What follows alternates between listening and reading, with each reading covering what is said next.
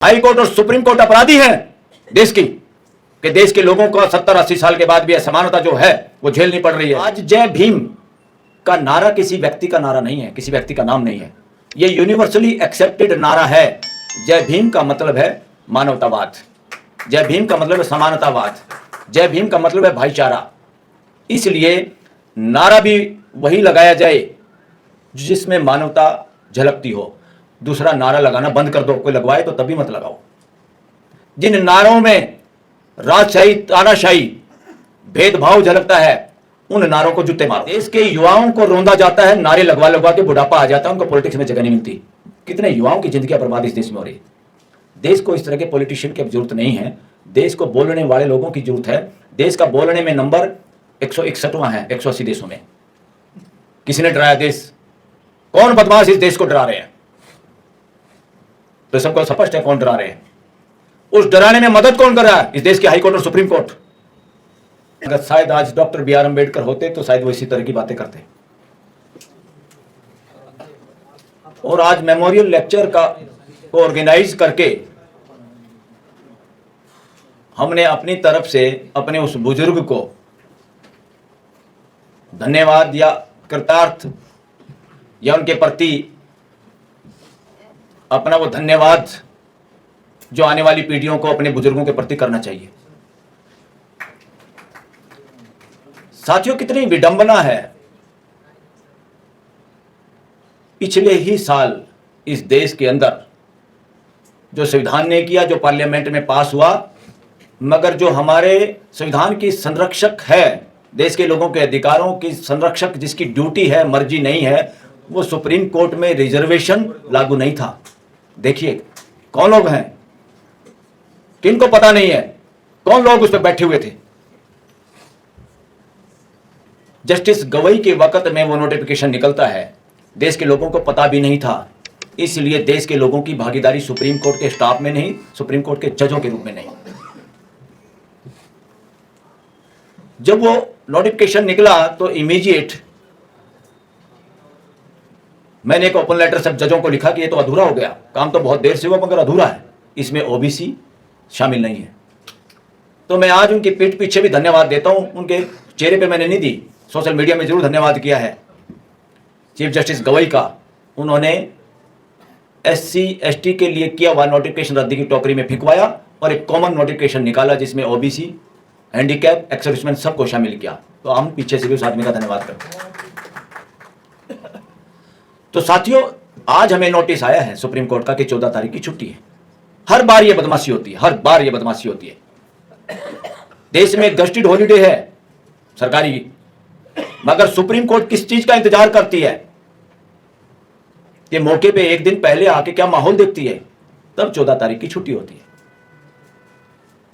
और मुझे था कि ये ऐसे ही करेंगे, तो इसलिए हमने ये प्रोग्राम आज रखा, क्योंकि हम ये प्रोग्राम करना चाहते थे।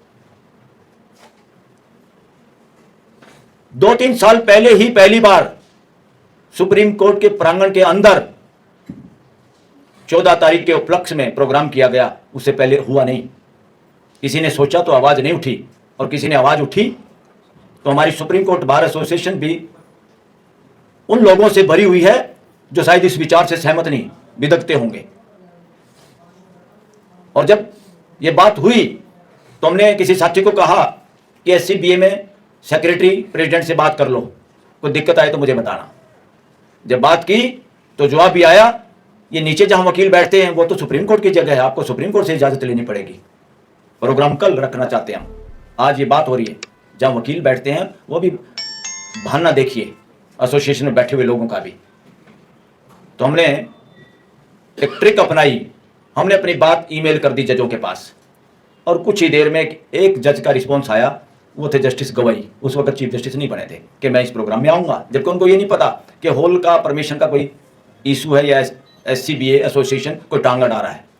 उस टांग की हमें कोई चिंता नहीं थी, हमें पता था कोई टांग अड़ाने वाला नहीं, जब हम चलेंगे तो टांग हट जाएंगे। तो जो ही पता चला और उसको सर्कुलेट हुआ सुप्रीम कोर्ट के वकीलों के ग्रुप में, तो वही लोग जो मना और टांग अड़ाने वाले थे उसे सबसे पहले खड़े मिले वहां पे कि हम भी भेंट करेंगे फूल, हम भी आगे खड़े होकर फोटो खिंचवाएंगे। बट आई वॉज स्ट्रिक्ट मैं उसमें स्ट्रिक्ट था, मगर साइड में करो इन सबको। दो चेहरे नहीं एक्सेप्टेबल हो सकते। इसको जो ऑर्गेनाइज कर रहे हैं वो अपने तरीके से इसको ऑर्गेनाइज करेंगे। और that was the biggest programme ever in the Supreme Court. जितने वकील उसमें शामिल हुए आज तक किसी ऐसे प्रोग्राम में शामिल नहीं हुए। तो इसका मतलब उस दिन वकील इकट्ठे हुए, उन्होंने भी एक दूसरे को पहचाना कि हम इस विचार से सहमत या मानवतावादी कितने एडवोकेट हैं। यहां पे लोग बदनाम करने की कोशिश करते हैं, अम्बेडकरवाद अम्बेडकरवाद, इसको भी अछूत बनाना चाहते हैं वनवादी मानसिकता के लोग। अम्बेडकरवाद इज इक्वल टू मानवतावाद। और आज जय भीम का नारा किसी व्यक्ति का नारा नहीं है, किसी व्यक्ति का नाम नहीं है, यह यूनिवर्सली एक्सेप्टेड नारा है। जय भीम का मतलब है मानवतावाद, जय भीम का मतलब है समानतावाद, जय भीम का मतलब है भाईचारा। इसलिए नारा भी वही लगाया जाए जिसमें मानवता झलकती हो। दूसरा नारा लगाना बंद कर दो, कोई लगवाए तो तभी मत लगाओ। जिन नारों में राजशाही तानाशाही भेदभाव झलकता है उन नारों को जूते मारो, यानी उनसे दूर रहो, उनका प्रचार प्रसार ना करो, उन नारों को स्वीकार भी मत करो। स्वीकार करने से मजबूत होती हैं चीजें। तो साथियों, डॉक्टर बी.आर. अम्बेडकर जिस ड्राफ्टिंग कमेटी के चेयरमैन थे और जो संविधान बना है, उस संविधान का मतलब था 140 करोड़ लोगों का ये परिवार कैसे सुख शांति और भाईचारे के साथ जी पाए। उस डॉक्यूमेंट का नाम है संविधान। जो सबके साथ जीने का प्रोग्राम जिसमें हो, प्रकृति के साथ भी हार्मोनी के साथ जीने का प्रोग्राम जिसमें हो, उसका नाम है संविधान। साथ साथ मिलकर रहना, साथ साथ जीने का विधान कार्यक्रम। तो संविधान आजादी के बाद कोई मतलब नहीं है किसी राजा का, किसी के राज का, शासन का मतलब नहीं। शासन खत्म हुआ जब देश आजाद हुआ, राज खत्म हुआ जब देश आजाद हुआ। राजाओं का जमाना नहीं है, किसी का राज नहीं है, मगर एक बेवकूफी वकील, हमारी बिरादरी, जजिज और देश के लोग भी इस बात को नहीं समझ पा रहे कि इस देश में रूल नहीं है, किसी का राज नहीं है, क्योंकि कोई रूलर नहीं है, कोई शासक नहीं है। तो रूल ऑफ लॉ शब्द बार बार वकील यूज करते हैं, मैं कहूं इसको कूड़ेदान में फेंको। रूल ऑफ लॉ नहीं है। संविधान के अंदर, लोकतंत्र के अंदर सिस्टम ऑफ लॉ होता है, कानून की व्यवस्था होती है, कानून का शासन नहीं होता। क्योंकि रूल आते ही आदमी डंडा मारे या किसी कानून के बहाने से कोई आदमी डंडा मारे, वो दोनों ही अपराध है। तो रूल नहीं, क्योंकि कोई रूलर नहीं। तो देश में मानवीय व्यवस्था स्थापित होनी थी जिसमें लोगों की भागीदारी सबसे ज्यादा जरूरी। संविधान में मेजोरिटी और माइनॉरिटी का कोई मतलब नहीं है उसमें राज में। पार्लियामेंट के अंदर पार्टी नाम के जंतु को घुसने नहीं देना था, मगर पार्लियामेंट के अंदर पार्टियों के दफ्तर बने हुए हैं। ये कांग्रेस का, ये फलाने का, इनको इस देश में पकड़ के बाहर करना होगा पार्लियामेंट से।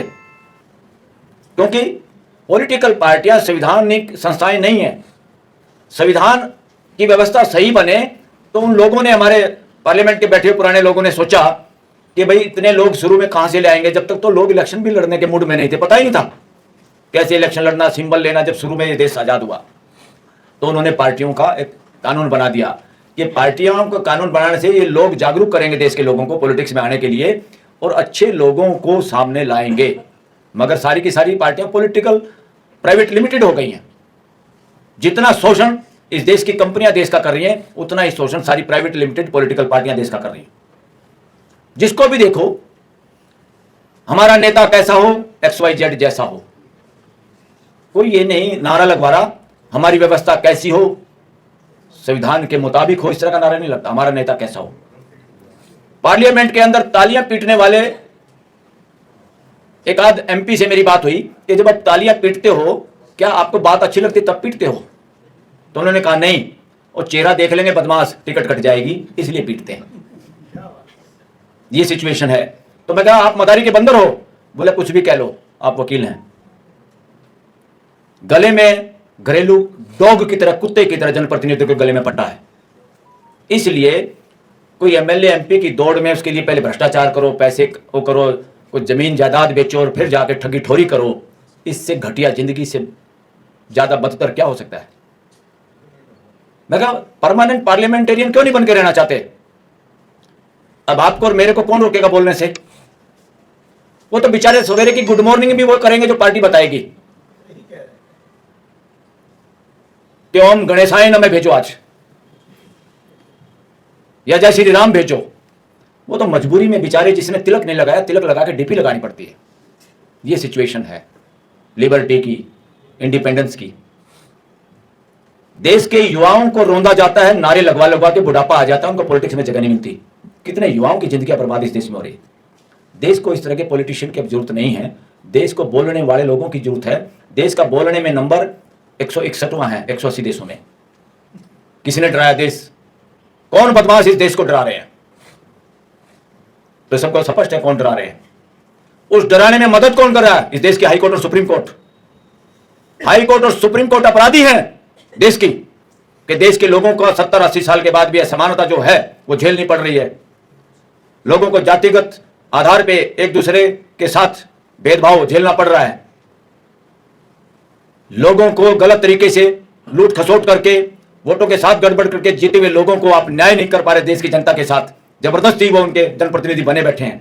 बहुत सारे बन जाते हैं, 5 साल हो जाते हैं, जब तक उसका टेन्योर पूरा हो जाता है न्याय नहीं मिलता। साथियों, ताजुब तो जब हो गया इस देश के लैंड एक्विजिशन कानून को एक यहां के सबसे घटिया, सबसे भ्रष्ट जज अरुण मिश्रा, जो ह्यूमन राइट कमीशन का चेयरमैन, बताइए, ह्यूमन राइट की ऐसी की तैसी फेरने वाला ह्यूमन राइट कमीशन का चेयरमैन, यानी चोर को थानेदार।